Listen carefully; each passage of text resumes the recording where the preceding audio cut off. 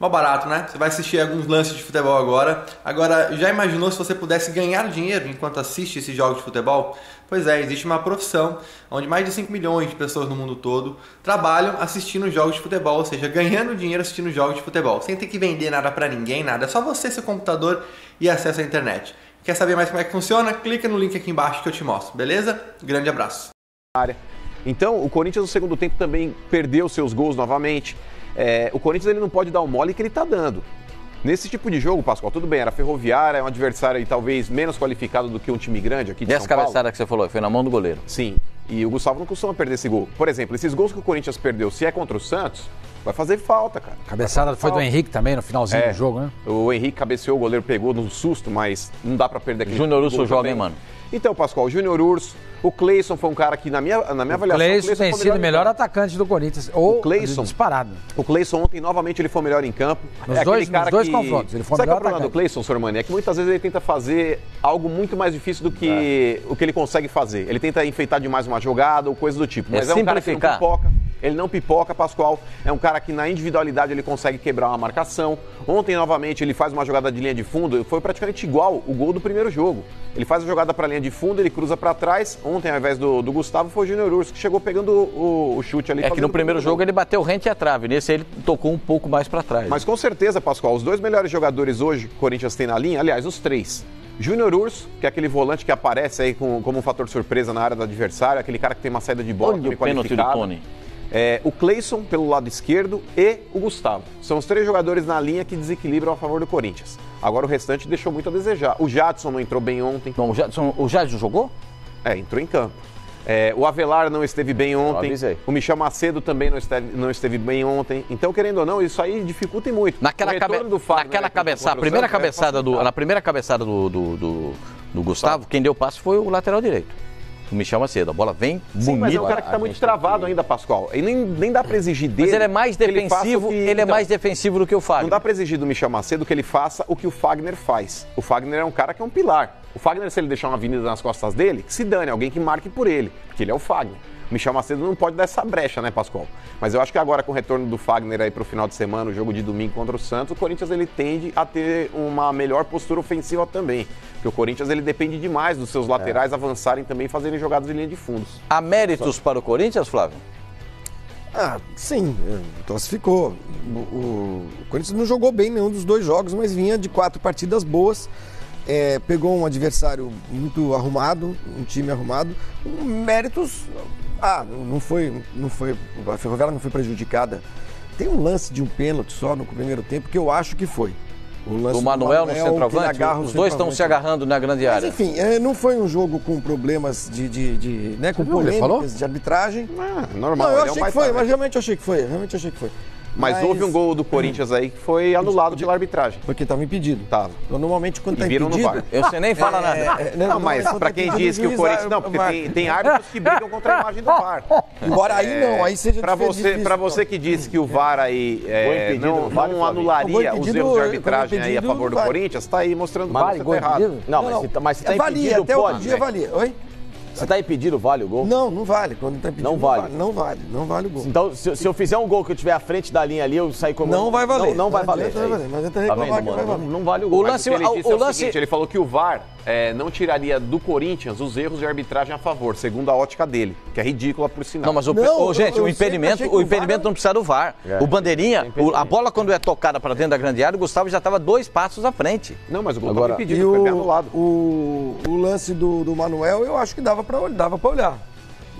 O Tony, na hora que a bola para, pergunta para você não vai ver aquele lance da área? Pois não está nos nossos melhores lances na edição, infelizmente. Mas ali o... Você que é o responsável pela edição dos lances, mas enfim. Então, mas esse é um lance, Flavinho, agora sem zoeira, esse é um lance que ele é analisado pelo VAR, porque, por exemplo, o VAR, ele está acontecendo paralelamente ao jogo, tá certo? O cara tá vendo o que está acontecendo. O pênalti é um lance que o cara que está lá em cima, se ele tiver uma ótica diferente da arbitragem, que talvez, possivelmente não deva ter visto, ele não teve. Ele aciona e fala, ô fulano de tal, vai lá no monitor porque acha que teve um pênalti, o cara vai avaliar. Eu gostei de ver a Ferroviária, a personalidade do... Eu gosto quando o time do interior vai para a capital e enfrenta o outro time. É verdade que no segundo tempo a Ferroviária sofreu com os ataques do Corinthians constantes, é claro, a pressão do Corinthians, mas jogou de igual para igual. Eu acho isso bacana, não perdeu, a Ferroviária sai sem perder, né? E o Corinthians, eu acho que pelo futebol que jogou nessas duas partidas, a gente vai falar daqui a pouco disso, é claro, mas vai para o confronto contra o Santos numa certa desvantagem técnica. Eu acho que futebol por futebol hoje o Santos joga mais do que o Corinthians. Pelo menos mais do que essas duas partidas que o Corinthians fez com a Ferroviária. E aí, Facicani, quando chegou nos pênaltis? Nossa, eu torci muito. Muita gente ficou... Você torceu? Pra quem? Poxa, pra quem? Pra Ferroviária, óbvio. Então chupa, trouxa. Isso acontece. A Ferroviária perdeu os dois primeiros pênaltis. Os dois primeiros pênaltis, acabou com a minha noite. Eu não fui nem ver o resto. Você já desistiu quando perdeu os dois? Eu fui ver o resultado de hoje de manhã. Ô, Pascoal, o que chama a atenção é o seguinte. É muito cara dura. A Ferroviária dos grandes, mesmo que o Red Bull tenha tido um bom desempenho na fase inicial, ou o próprio Ituano também tenha jogado bem, quem foi um time que mais se aproximou de um esquema que colocou o Corinthians em dificuldade esse ano foi a Ferroviária. A Ferroviária é um time que... Mas você diz nessa nova fase do Corinthians. Tem uma metodologia, o Flavinho, parecida com o que joga o Santos, com o que joga o Fluminense. Esse toque de bola constante, o time não dá bico, o time se propõe a jogar... Vinícius Cunha ou Souza? Gente, desculpa. Vinícius. E aí, à frente, o time joga um pouco mais à frente e marca bastante saída de bola, forçou o jogo em cima do Corinthians e o Vinícius é um técnico gaúcho. Porque o Red elogiado Bull, pelo Tite. O Red Bull, apesar do bom desempenho, é o time mais... direto e reto, né? Mais objetivo em relação ao gol. O Ituano também é um time de mais velocidade e a Ferroviária é um time de muito toque de bola. Porque os 3 homens e meio da Ferroviária não são desesperados quando tem a bola. Vinícius Munhoz, gente, só pra... Munhoz. E aí o que aconteceu? O Corinthians esse ano teve dificuldade justamente contra quem? O Santos. Quando pegou um adversário que faz essa leitura de jogo, de você envolver, de você rodar a bola, deixou o Corinthians um pouco acuado em muitos momentos. Então... Não, no amistoso sim. Mas a partida que o Corinthians fez contra o Santos agora foi o oposto. Não, ele conseguiu encurralar o Santos. Sim, mas foi um jogo difícil, não foi um jogo. Foi inclusive um jogo que o Corinthians teve que mudar a mentalidade dele pra jogar. Então, mas aí ele conseguiu anular o Santos. A partida aí que foi 0x0 no Campeonato Paulista, mas o Corinthians. Então, mas é o que eu falo, é um time que colocou o Corinthians numa situação indigesta ao ponto dele mudar uma mentalidade pra tentar equilibrar um pouco do jogo. Então, o que fica de lição pro Corinthians... agora, nessa semifinal, com os dois times brigando exatamente por algo que realmente vai ter um grande peso, que é chegar a uma decisão de campeonato, até que ponto que o Corinthians vai ser um time que vai conseguir repetir aquele desempenho bom contra o Santos nesse último jogo entre os dois.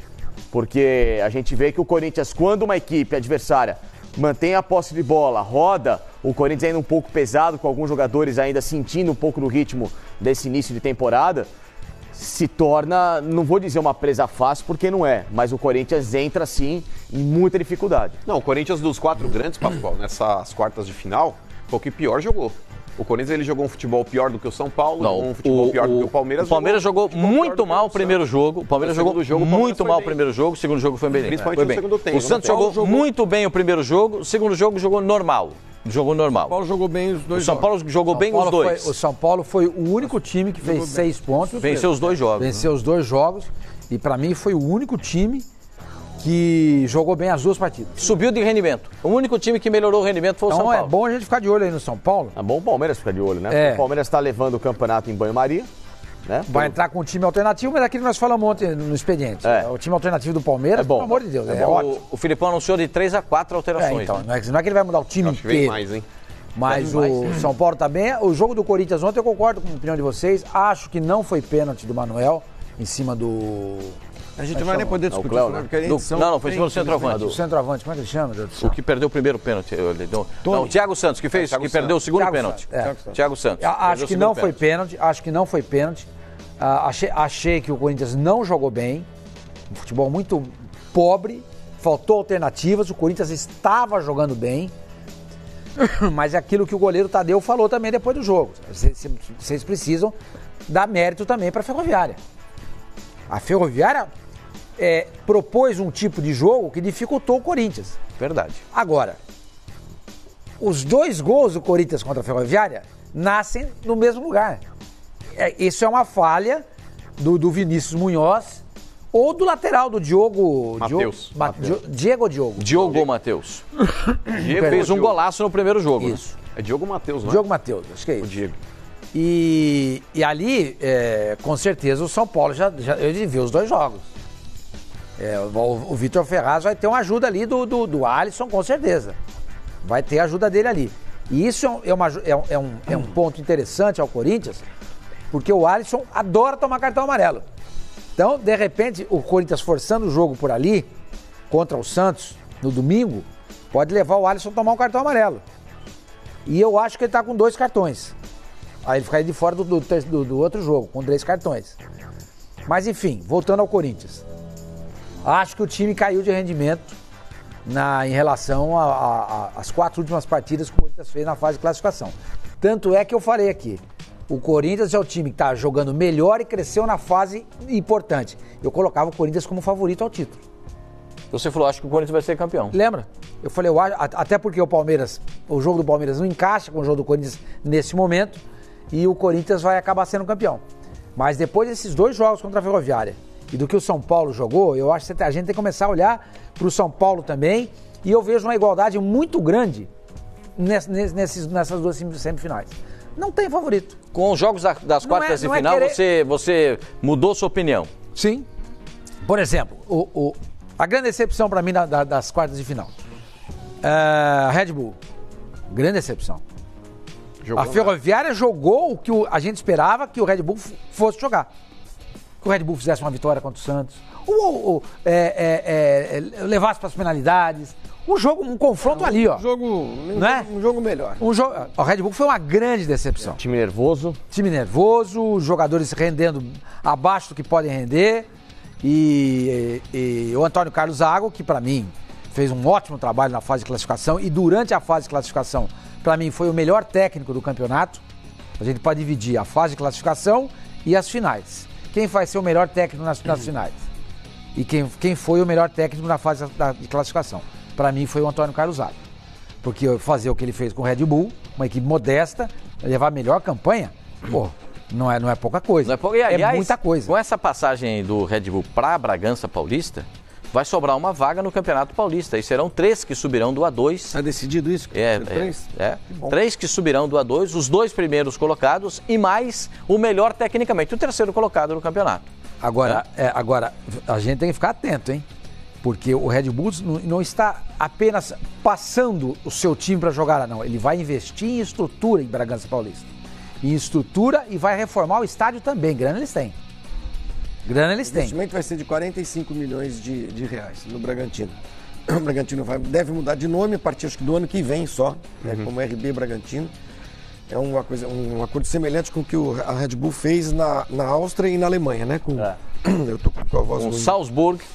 Isso foi na hora do pênalti ontem? Não, eu tô desde ontem à noite com a voz ruim, de verdade. E aqui, ó. E o investimento do Somani vai ser de 45 milhões no time, aquilo que a gente estava explicando ontem.